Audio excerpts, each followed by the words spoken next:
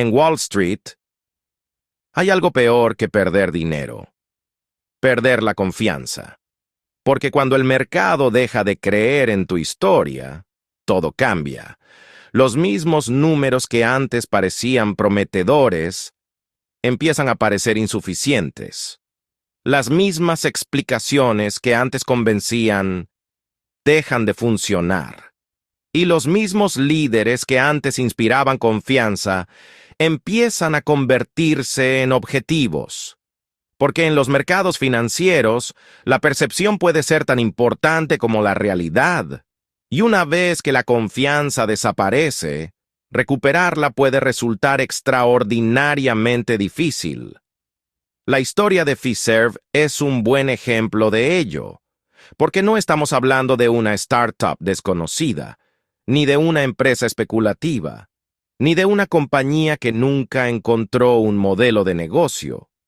Estamos hablando de una de las infraestructuras financieras más importantes del mundo, una empresa que procesa millones de transacciones, que conecta bancos, comercios y consumidores, y que durante años pareció una apuesta segura. Sin embargo, algo empezó a romperse, y cuando el mercado perdió la fe, cada decisión posterior comenzó a interpretarse de forma diferente. Incluso la salida de su propio CEO. Para entender la situación, hay que empezar por entender qué es Fiserv, porque la mayoría de las personas nunca utilizan conscientemente sus servicios. Pero eso no significa que no dependan de ellos. Todo lo contrario.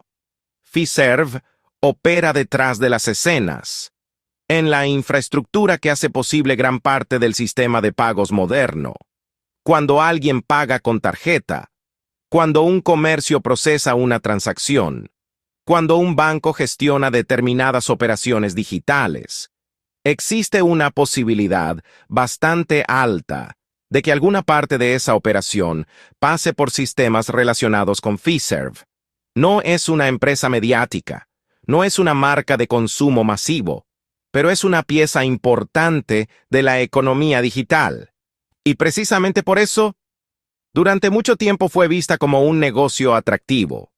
Los inversores suelen apreciar las compañías que operan infraestructuras críticas, porque ofrecen algo valioso: previsibilidad, ingresos recurrentes, relaciones de largo plazo con clientes y barreras de entrada difíciles de replicar.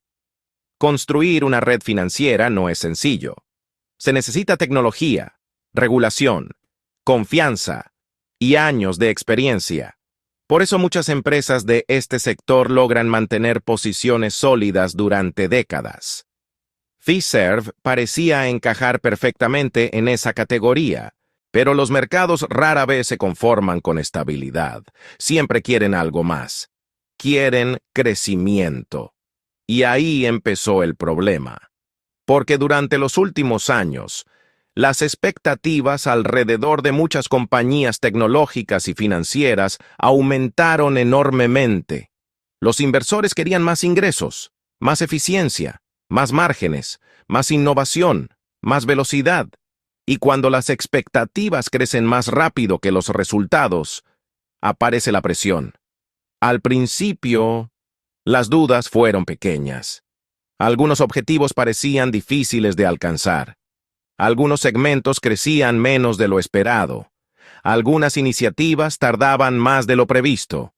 Nada especialmente dramático. Pero en Wall Street, las narrativas rara vez cambian de golpe. Cambian poco a poco. Primero aparece una duda, después otra. Y cuando nadie se da cuenta, la historia ya es diferente. Porque los mercados no valoran únicamente lo que una empresa es hoy. Valoran lo que creen que será mañana.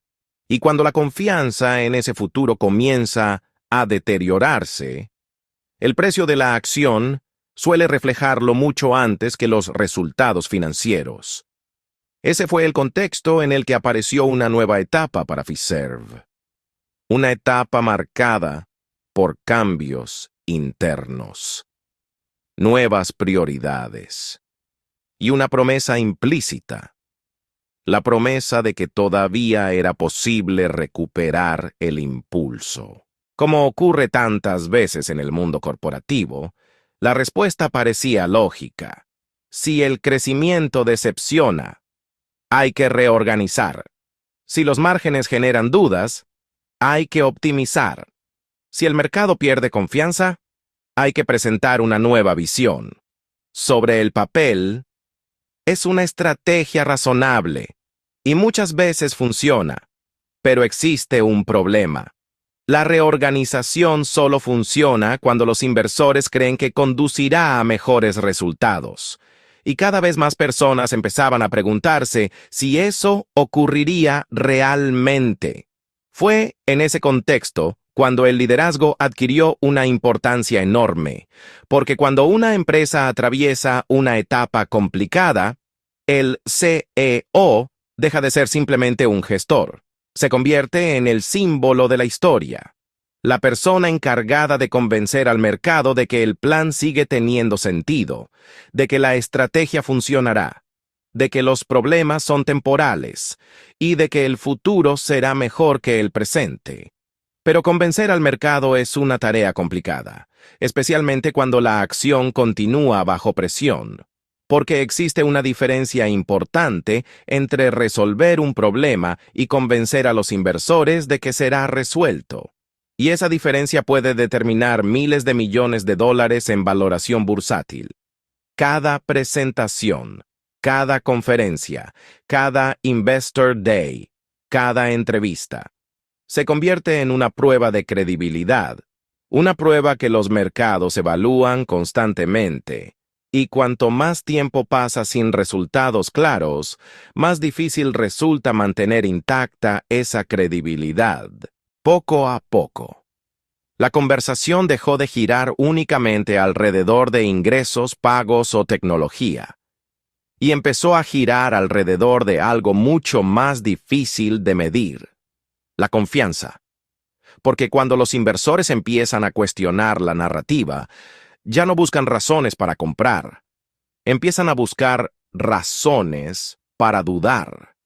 Y cuando eso ocurre, la presión sobre cualquier equipo directivo aumenta enormemente, hasta el punto de que cada movimiento puede interpretarse como una señal de fortaleza o una señal de debilidad. Y en ese momento, la historia de Fiserv estaba entrando en su fase más delicada, la fase en la que el mercado ya no juzga únicamente los resultados.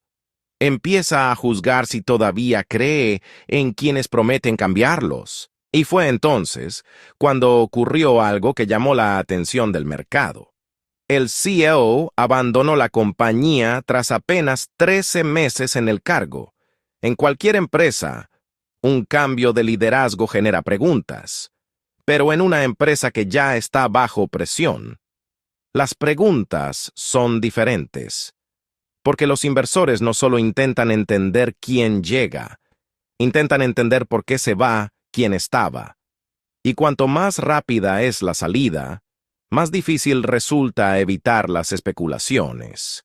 Lo más llamativo es que la marcha llegó poco después de un importante Investor Day, un momento que normalmente sirve para reforzar la confianza del mercado, para explicar la estrategia, para mostrar el camino, para convencer a los inversores de que el futuro sigue bajo control.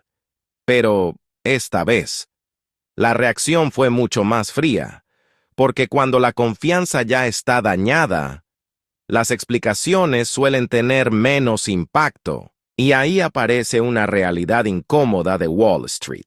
Los mercados rara vez castigan únicamente los resultados. Castigan la incertidumbre, porque un mal trimestre puede corregirse, un error estratégico puede solucionarse, pero cuando los inversores dejan de creer en la narrativa, todo se vuelve más difícil. Cada promesa parece optimista, cada previsión parece arriesgada, y cada cambio de liderazgo parece una señal de que el problema es más profundo de lo que parecía. Por eso la salida del CEO no resolvió automáticamente las dudas. De hecho, Para muchos inversores simplemente confirmó algo que ya sospechaban, que el problema de Fiserv no era una persona, era la confianza en el crecimiento, la confianza en la estrategia y la confianza en que la empresa podría recuperar el impulso que el mercado esperaba. Quizá esa sea la lección más importante de esta historia. Las empresas no se valoran únicamente por sus ingresos, ni por sus beneficios, ni siquiera por sus activos. Se valoran por lo que los inversores creen que serán dentro de 5 o 10 años.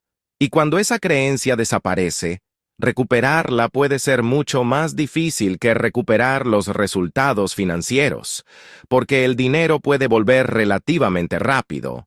La confianza no.